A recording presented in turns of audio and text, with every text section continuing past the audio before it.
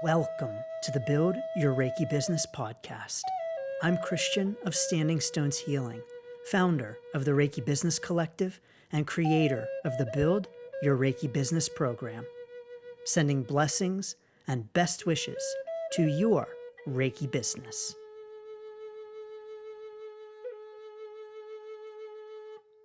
Welcome to this episode of the Reiki Business Podcast.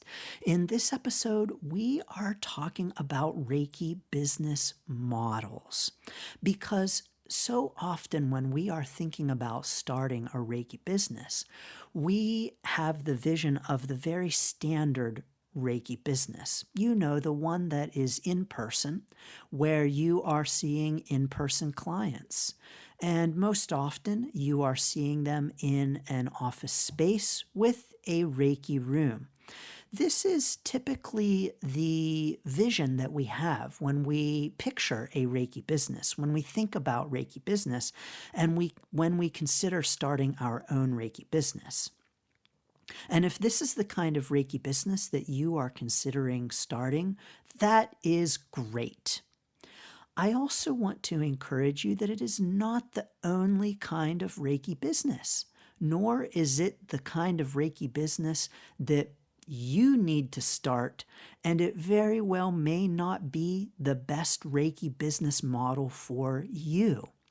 And so I want to encourage you on your Reiki business journey as you are considering your Reiki business to recognize and honor that Reiki business models are as infinite as Reiki itself. So we as Reiki practitioners know that Reiki is infinite. We know that it is incredibly flexible. We know that we can do in-person sessions. We can send distance Reiki. We can send Reiki across time and space. We can Reiki animals. We can Reiki objects, food, flowers, Reiki, Reiki, Reiki, anything, everything, all the time, anywhere, at any time. And so just like Reiki is so infinite, so too are the Reiki business model possibilities. What that means is that you do not have to confine yourself to in-person sessions with clients in a Reiki room. You indeed can expand your vision for your own Reiki business. Now, this does not only include distance sessions, but it includes all kinds of things. Maybe creating and selling Reiki-infused products. Maybe your Reiki business is one in which you are not seeing any clients at all. Maybe you just want to create Reiki jewelry and sell Reiki jewelry, and that is your Reiki business. Maybe you want to bring Reiki into your existing work. Maybe, for instance, you are a hairstylist and you want to bring Reiki into your salon and you want to bring it into your hairstyling. Yes, you can do that for sure. Maybe you want to offer distance sessions only. Maybe you want to be a Reiki nomad and offer traveling sessions. Maybe you want to only teach and you don't want to see clients at all. Those are all possible within the vast, massive umbrella of Reiki business. And so even though the standard and common and most considered Reiki business model is the one in which you are seeing clients in a space one-on-one, your Reiki business doesn't have to look that way. And it can look in all different kinds of ways and be all different kinds of things. So, for instance, your Reiki business could be even a combination of all kinds of things. So you could have a Reiki business that sees clients one-on-one in person that also has a distance component, maybe that also creates Reiki-infused objects. And so you don't even have to limit yourself to one kind of business model. Now, my own particular Reiki business is a hybrid business. So what that looks like for my Reiki business right now, because our Reiki business is unfolding, it is a journey, and that does mean that how your Reiki business looks at the beginning is not how it's going to look in the future. And so as you determine the Reiki business model that is right for you when you start your Reiki business, know that that can change, and that's absolutely okay. So be open to that changing. One of the things that is important for us as business owners is to be open to change and to be open to new possibilities and to doing things differently. As a matter of fact, I believe this is essential to being a successful business owner, whether you're a Reiki business owner or not. Whatever kind of business you got, being open to change, being open to new possibilities and to making changes is very important to being a successful business owner. And so with your Reiki business, I encourage you to be open to the possibilities and how your business might morph and grow and change, particularly as it pertains to the business model. So my current Reiki business model is a hybrid business. Now, what that means is that I do offer an online component, and I do offer an in-person component. I do have in-person clients and in-person sessions, and I do also offer distance and online work as well. And so my in-person sessions my in-person work looks like events like expos and fairs, which I love. They are so much fun. It also looks like individual sessions, particularly mobile sessions. It also looks like doing speaking engagements and events. For my distance component of my business, the online component of my business, it looks like individual sessions, and it looks like teaching, and it looks like products as well.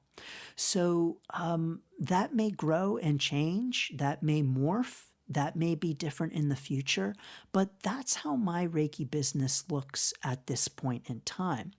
My Reiki business at this point in time is also a full-time model. And so my business, I am operating it full-time at this point. It hasn't always been the case. I have had my Reiki business part-time in the past, and who knows, maybe I'll have it part-time in the future. Because remember, our Reiki business journey is growing and unfolding, and things are always subject to change. Now, don't worry, this doesn't mean that I'm stopping Standing Stones Healing, and it doesn't mean that I am not invested in and dedicated to my business and serving in that way. No way. Standing Stones Healing is not going anywhere, nor do I have any plans right now to move my business to part-time. But you do never know what happens and how our journey might unfold. And it's really just all about being open to those possibilities and what might come. So I encourage you to be open to those possibilities. This idea of asking yourself whether you want to be part-time or full-time is also important. Here's the thing though, everyone, is that if you started off your Reiki business by asking yourself, I want to start a Reiki business. I want to ask myself, do I want to be part-time or do I want to be full-time? Well, let's admit that everyone is going to say, I want to be full-time.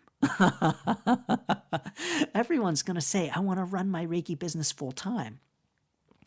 And so approaching it from that standpoint isn't necessarily the best first question to ask yourself, because the answer is going to be, yeah, of course. But rather, the question to ask yourself is, what do you want your Reiki business to look like? How ideally would your Reiki business be set up? So, do you want to have in-person sessions? How many people would you ideally like to be seeing on a weekly, daily basis? Do you want to have a distance component, an online component? Do you want to teach? Maybe you're at Reiki level 2 right now, and so teaching is not a possibility for you. At least, let me say, not teaching Reiki, because of course there are plenty of other things you can teach as part of your Reiki business. And so asking yourself the kinds of things that you want to be doing in your Reiki business is going to be the kind of question to ask yourself up front. What are the kinds of activities that you want to be doing, the business activity, the services that you want to be offering, and the ways in which you want to be offering. And so those business model questions are the first things to start off with asking yourself in your Reiki business consideration. And this can indeed change, like I mentioned, and it's okay when it does. Everyone, when we switch up our Reiki business model, it's not necessarily because things aren't working. And so sometimes when Reiki business owners might change their business model, people might think, oh no, it's not working. Oh no, they ain't making it. Oh no, they got to try something new because ain't no one buying.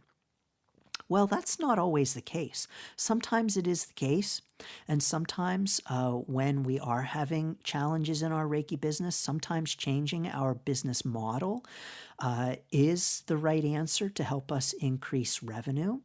And sometimes we can change our Reiki business model even when things are going well. You know that saying, if it ain't broke, don't fix it? Well, sometimes we want to make changes simply in order to better serve ourselves and better serve our clients. And it doesn't mean that what we have been doing has been wrong or not working or not paying the bills. It just means that we want to change things up and do things differently. Sometimes when change happens, it's because we've changed. It's because we've grown. And so in your Reiki business, if there ever comes a point where you want to make changes to your business model, maybe you've been doing distance sessions and now you want to move to more in person, or vice versa. Or maybe you haven't been teaching at all and now you want to start offering teaching. You can do that. And it doesn't mean that you've been wrong to not do that. And it doesn't mean that you have been missing out by not doing that. And it doesn't mean that you haven't been making as much money because you change your business model.